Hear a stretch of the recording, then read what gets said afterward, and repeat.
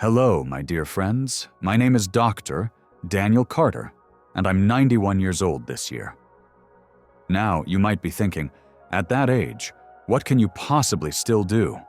But I still wake up at 5 a.m., make myself a cup of tea, take a walk around the park near my house, and spend the rest of the day doing what I love most, helping others live healthier lives. Have you ever really paid attention to your legs? Not when you're running, speed walking, or climbing stairs, but when you first get out of bed in the morning. Do your legs feel sluggish, stiff, or a little sore? Have you ever thought to yourself, it's probably just old age? I've heard that phrase hundreds of times over my 60-plus years in medicine. But let me tell you, that's not the full story. I remember very clearly one winter morning about 10 years ago. A former patient of mine, Mr. James Thompson, called me, gasping for air. His voice was shaking. "Doctor." "Carter, I fell in the bathroom. I can't get up." I first met James when he was strong, full of life, always smiling, and loved hiking. But after just one fall and a few months of inactivity, those once sturdy legs became so weak he couldn't even get out of bed on his own. I visited him at home, and I can still picture him, curled up on the edge of his bed, tears in his eyes, as if his entire life of freedom had vanished in an instant. Dear friends, I want to share something from the bottom of my heart. Our legs are the foundation of everything. When our legs weaken, we don't just lose mobility, we lose the joy of living. We can't play with our grandchildren, go shopping, visit the church, or stroll through the park. Weak legs are like an invisible prison that quietly locks us away from life. But here's the most important part.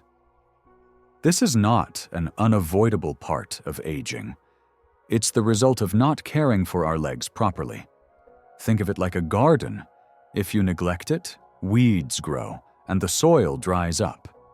But if you water it, tend to it, and give it nutrients, that garden can still bloom beautifully, even long after spring has passed.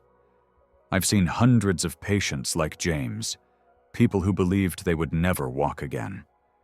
But with small changes, made every day, they stood up and stepped out of that invisible prison.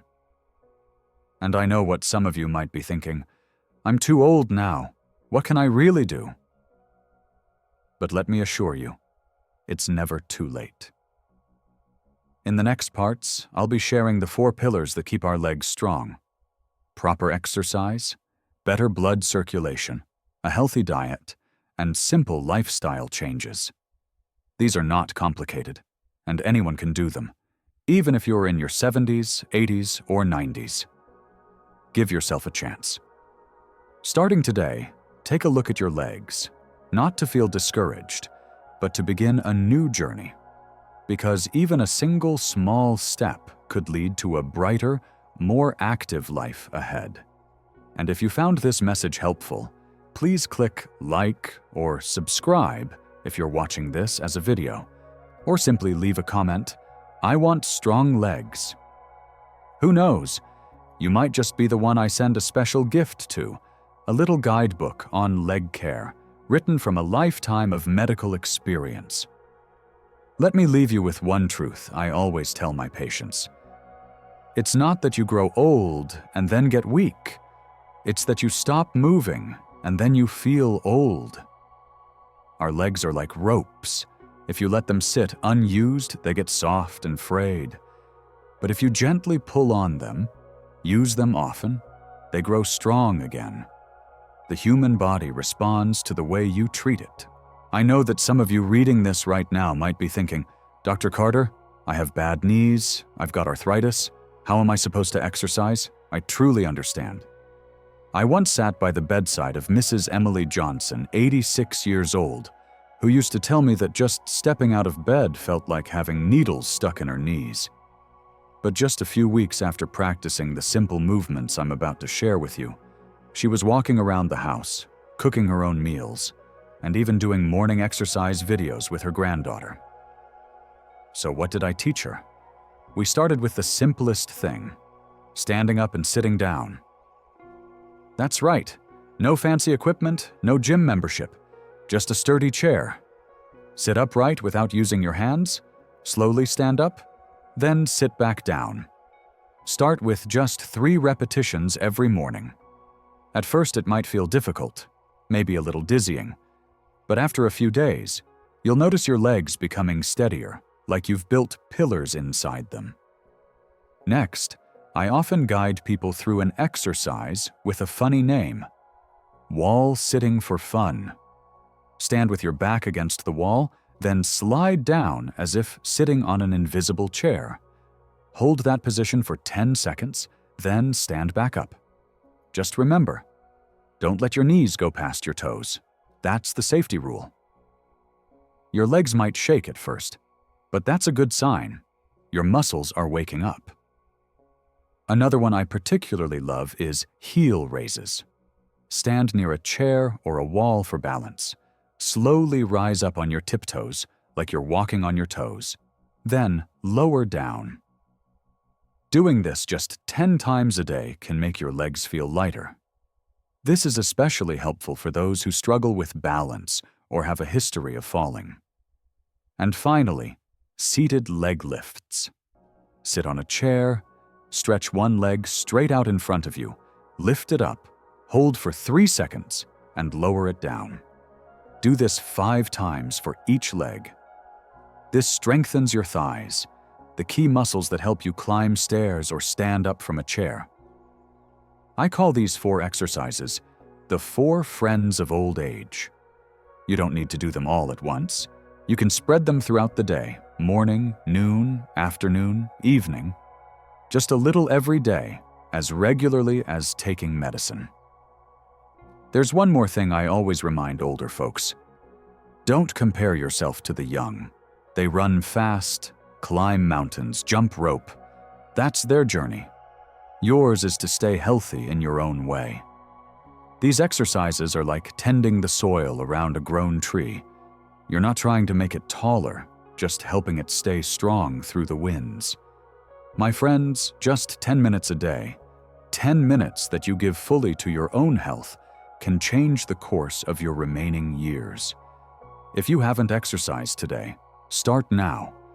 Don't wait until the day you can't get up anymore to realize how important your legs truly are.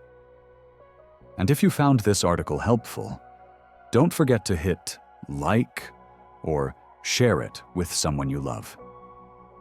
You might be the reason someone else begins their journey toward stronger legs. Take that first step today. Your legs are waiting to come back to life. Dear friends, have you ever noticed that your feet feel ice cold even under a thick blanket? Or that your legs go numb after sitting for a while? If so, it's not just old age. It's your body quietly warning you. Your blood flow is slowing down. I have a very special patient named Mrs. Margaret Davis, 84 years old. She used to work as an accountant for a bank in Chicago. After retiring, she spent her days taking care of her grandchildren, reading books, and baking, a life that seemed peaceful and content. But over time, she began to feel her legs swelling, tingling, and growing tired after even a short walk. She assumed it was just old age and did nothing about it. That was until one day she came to see me. Dark circles under her eyes from sleepless nights, her voice trembling. "Dr. Carter, my legs hurt so badly last night I couldn't sleep a wink." I examined her and immediately recognized the signs of poor circulation in her legs. A very common issue among older adults, but one that's often overlooked. Left untreated, it can lead to blood clots, strokes, even tissue death in the legs. When I explained this, she broke down in tears. She had never imagined that simple symptoms like tingling or cold feet could be so serious. But that conversation became the turning point. 6 months later, she was walking through the park with her grandchildren every afternoon. No more swelling, no more numbness, and no more sleepless nights. So what did I show her? start with something very simple. Sit down in a chair, place your feet flat on the floor, then lift your toes up and lower them again. Just like pressing and releasing the gas pedal in a car. Do this 100 times a day. You can break it into morning, noon, and evening if needed. This small movement gently contracts the calf muscles, which helps push blood back up toward the heart, just like pumping water into a tank. Next is soaking your feet in warm water, a traditional method that even modern medicine continues to recommend. Use water around 100 degrees Fahrenheit, 38 degrees Celsius. Soak your feet for 20 minutes, and you can add a spoonful of sea salt to boost circulation. You'll likely feel the blood flowing into each toe and your skin turning warm and rosy. I also told Mrs. Margaret to elevate her legs 3 times a day for 15 minutes each time. Lie down on a sofa or bed and place your legs on a pillow so they're above heart level. This way, gravity helps drain the pooled blood back toward the heart. And after her evening bath, I advised her to gently massage her legs, from the ankles up to the knees. No oils needed, just soft, mindful strokes, as if waking up sleepy blood vessels. At first, Mrs. Margaret was skeptical. She asked, "Is that really all it takes, doctor?" And I smiled. Sometimes the simplest things can achieve the most extraordinary results. And she proved it. 6 months later, she walked into my office with eyes shining like a young girl's, holding her granddaughter's hand and saying, "My feet aren't cold anymore, and I sleep like a baby." Friends, the blood in our bodies is like the stream that nourishes a garden. If the stream gets blocked, the plants wilt, the soil dries. But if we open the flow, every flower comes back to life. Your legs are no different. Water them with a few simple movements each day. You don't need to be perfect, and you don't need to do all 4 steps at once. Just pick the one that works for you, like soaking your feet while watching TV.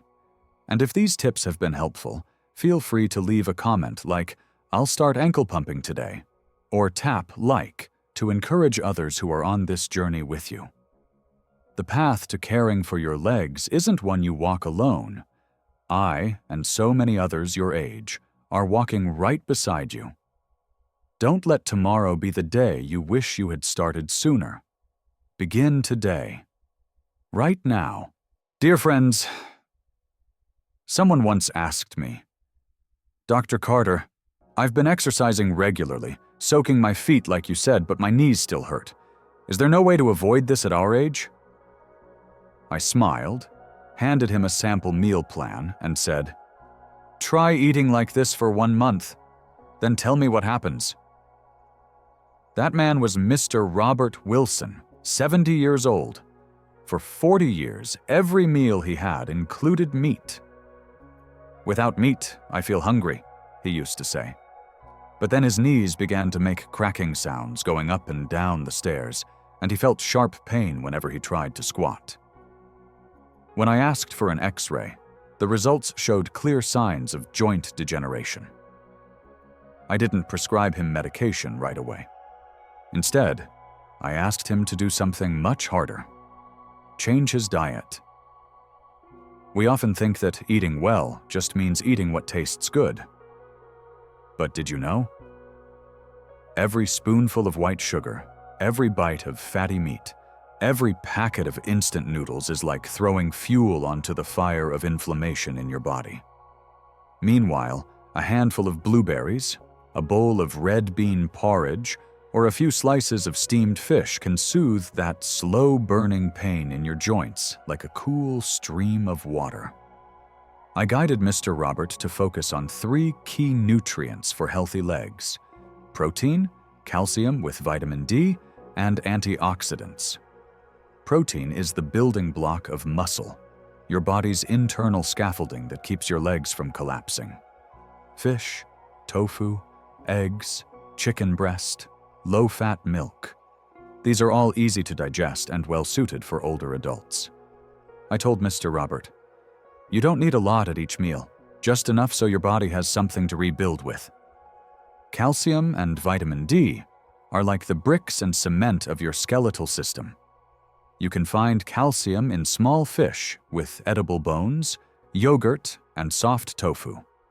As for vitamin D, the best source is good old morning sunlight.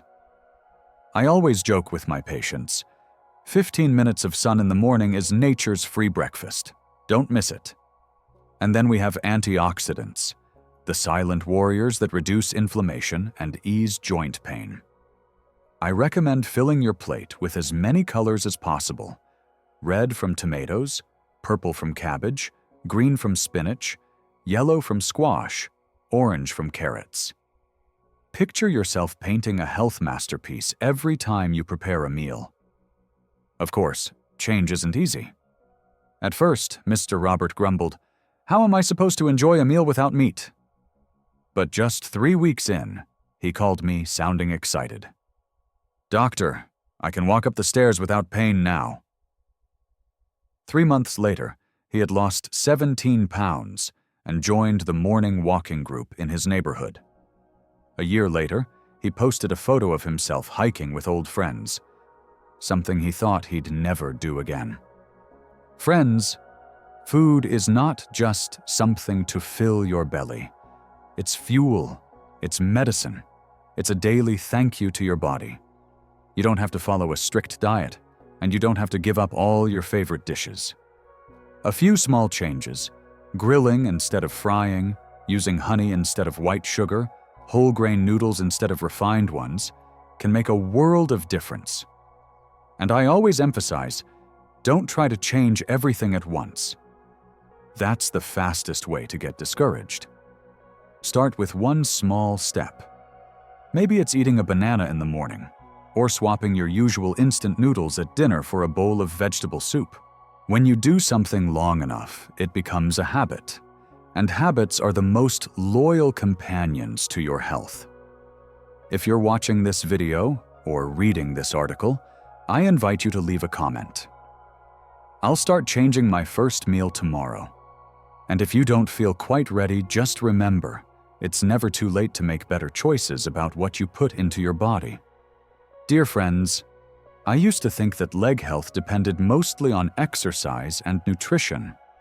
But after decades of treating patients, I've come to realize something deeper.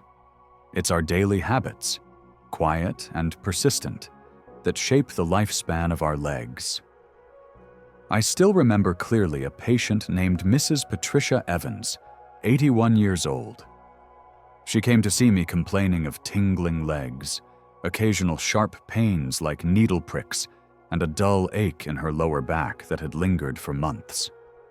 She told me, "I don't really move around much, just sit and read or watch TV, but my legs are getting weaker so fast." When I asked how long she typically sat each day, she replied gently, "About 10 hours, I suppose." And that was exactly the issue.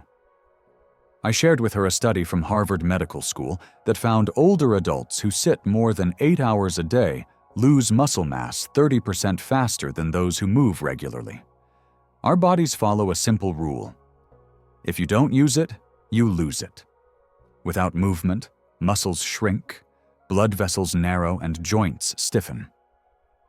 I gave Mrs. Patricia a simple suggestion. Set a timer for every 30 minutes. When it rings, stand up and walk around the house for just 3 to 5 minutes. At first, she wasn't too convinced, but she trusted me enough to give it a try. 3 weeks later, she called with a rare cheerfulness in her voice. "Dr. Carter, my legs feel so much less numb. I even walked to the grocery store today. There's another thing I've noticed many people overlook: posture.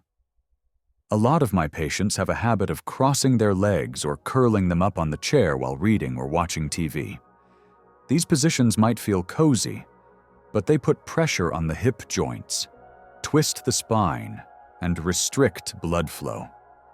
I often joke, your legs are like garden hoses. If they're bent, water can't flow through properly. So I teach my patients how to sit correctly. Back straight, shoulders relaxed, both feet flat on the floor, knees at a 90-degree angle. And when walking, choose comfortable, soft-soled shoes that won't slip, instead of high heels or worn-out slippers. Some seniors laugh and say, "I'm not running around anymore. Any shoes will do." But the truth is, the shoes you wear today will decide whether you can keep walking tomorrow. The wrong shoes lead to the wrong gait, and that puts strain on your knees. And I can't forget one silent enemy of leg health: stress. It might not seem connected, but when you're stressed, your body releases hormones that tighten muscles, slow circulation, and even make joints more sensitive to pain. I once treated an elderly woman who suffered from leg pain for months with no clear cause. But once she began taking morning walks, practicing deep breathing, and, this one always makes people smile, adopted a little cat, the pain gradually faded away. My dear friends, I'm not asking you to change your entire life. I simply hope you'll stand up every 30 minutes, adjust your sitting posture, wear the right shoes, and if possible, give yourself 20 minutes a day to walk, breathe deeply, or listen to your favorite music. These are small things, but done regularly, they can become the immune system of your legs. Dear friends, I've been a doctor for over 60 years. I've seen legs that once dragged with weakness grow strong enough to climb mountains. I've seen eyes once filled with despair light up again, just because of one small change made each day. But perhaps the person who moved me the most, the one I'll never forget, was Mrs. Susan Miller. Susan is now 78. When I first met her, she had barely left her house in 5 years. Suffering from a herniated disc and arthritis in both knees, she avoided all social gatherings, stopped playing outside with her grandchildren, and even developed mild depression. When she entered my clinic, she looked frail, her eyes dull, her skin dry and cracked. She said to me, "Doctor Carter, I think my legs are ruined. I just want to stop hurting enough to get by." I looked at her and said something simple. "You don't need to run a marathon. You just need to step outside every morning, feel the sunlight, and try one new thing." So I gave her a 1-week challenge, not about exercise, but about choosing one small action each day to help her legs. Day 1, stretch your legs while sitting for 5 minutes. Day 2, soak your feet while watching TV. Day 3, get a new pair of soft, comfortable slippers. Day 4, cook a meal without frying. Day 5, walk around your yard. Day 6, massage your legs after a warm shower. Day 7, sit in the sun for 15 minutes. And she did it. Each small act, one step at a time. 6 months later, she returned to my clinic, no cane, wearing a bright pink blouse, carrying a bag of mixed nuts as a gift. She smiled radiantly and said, "I didn't think I could do it. But now I walk to the park with my grandson every morning, have tea with friends every afternoon. Doctor, I've found my life again." And you can too. I know you might be thinking, "I'm too weak," or "I'm not young anymore." But remember, I'm 91, and I still go for a walk every day, still see patients, still share what I've learned with people like you. If I can do it, you can too. Don't wait another year just to say, "I wish I had started sooner." Start today, not tomorrow. Because the rest of your life deserves to be lived fully and with joy. I wish you strong legs, a warm heart, and a truly happy old age.